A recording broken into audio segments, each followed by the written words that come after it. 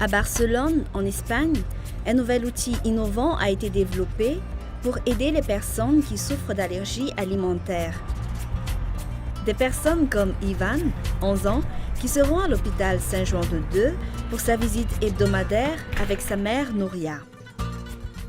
Ivan est un garçon qui est en observation chez nous depuis longtemps et il souffre de plusieurs allergies. Il est allergique au lait, aux noix, aux légumineuses, aux œufs et aux kiwis. Bonjour, comment te sens-tu? Allez, nous allons prendre ta pression artérielle. Il a mangé des œufs pour la première fois quand il avait 8 mois. Son visage et son corps ont gonflé et il a eu des éruptions cutanées.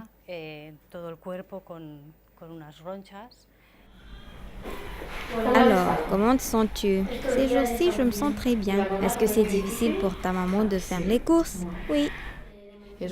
C'est un garçon qui souffre d'importantes allergies alimentaires et parfois, il a des sévères réactions allergiques qui nécessitent de l'adrénaline. Par conséquent, c'est une situation délicate qui est assez difficile à surmonter pour la famille. Les choses sont vraiment compliquées pour cette catégorie d'enfants.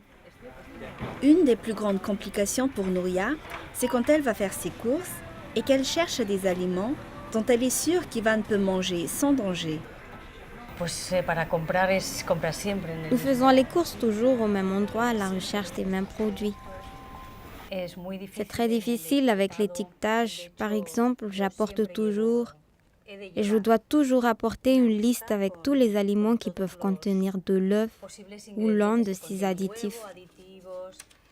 Donc, il faut regarder et vérifier sur la liste pour savoir si on peut acheter le produit et voir s'il est inclus dans la liste. C'est vraiment compliqué, mais c'est absolument nécessaire.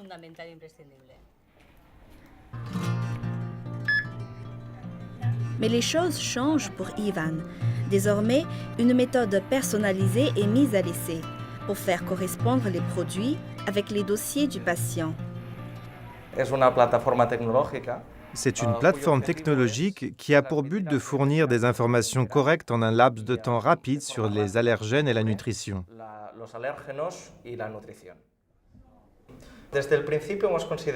Depuis le début, nous avons décidé que cela devait être vraiment simple à utiliser et à la portée de tout le monde, y compris celle d'un enfant. Ainsi, ce que nous avons fait, c'est utiliser des symboles qui sont culturellement très faciles à assimiler. Il y a une pomme verte si le produit peut être consommé et une pomme rouge si le produit est incompatible avec le profil allergique de la personne.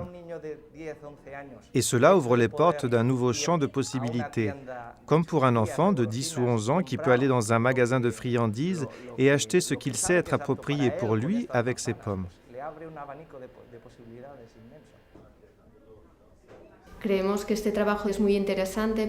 Nous pensons que ce travail est très intéressant car les gens peuvent facilement identifier les allergènes présents dans les aliments. Et aussi, par exemple, pour les noix, il y a des enfants qui ne sont pas allergiques à toutes les noix, mais seulement à un type de noix. Ils tolèrent les autres. L'étiquetage que nous avons maintenant indiqué, par exemple, contient des traces de noix, mais nous pouvons aussi identifier si cela contient de l'amande, de l'arachide, de la noisette ou autre chose. Ainsi, les gens se sentiront rassurés de savoir et seront capables de diversifier leur alimentation alors que maintenant, sont vraiment très limités. De cette manière, une personne qui est allergique aux amandes peut manger d'autres aliments. Avec l'étiquetage existant, les gens sont vraiment limités, mais avec ce système, ils peuvent élargir leur alimentation.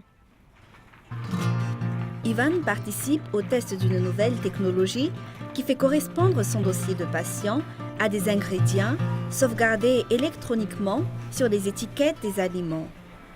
Ils nous ont invités à participer au projet et c'était très intéressant car il est vraiment difficile pour moi de goûter d'autres aliments et de prendre le risque de savoir si les informations sur l'étiquetage sont correctes ou pas. Oui, c'est assez cool. C'est vraiment facile et on gagne beaucoup de temps à ne pas avoir à regarder l'étiquetage.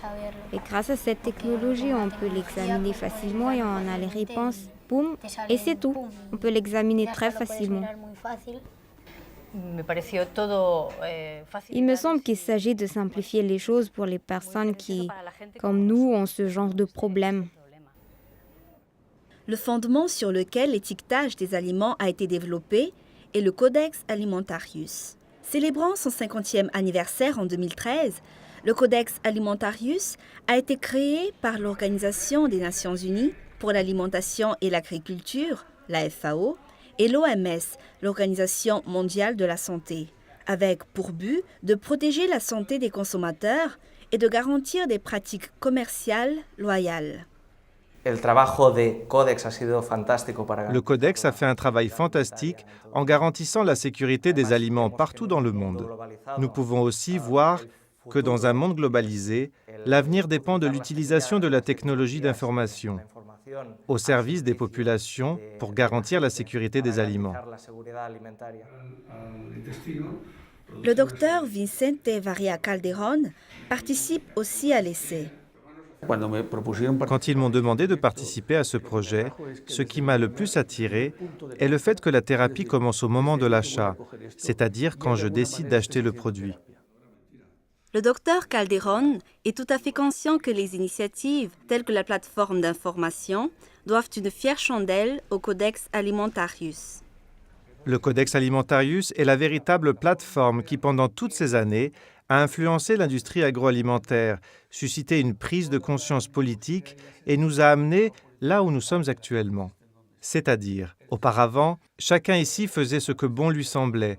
Le Codex Alimentarius a imposé de l'ordre et de la rigueur. Il a permis d'éveiller une certaine prise de conscience dans l'industrie, chez les politiciens et les consommateurs, afin que les choses soient faites comme Dieu le souhaiterait, comme on dit ici en Espagne.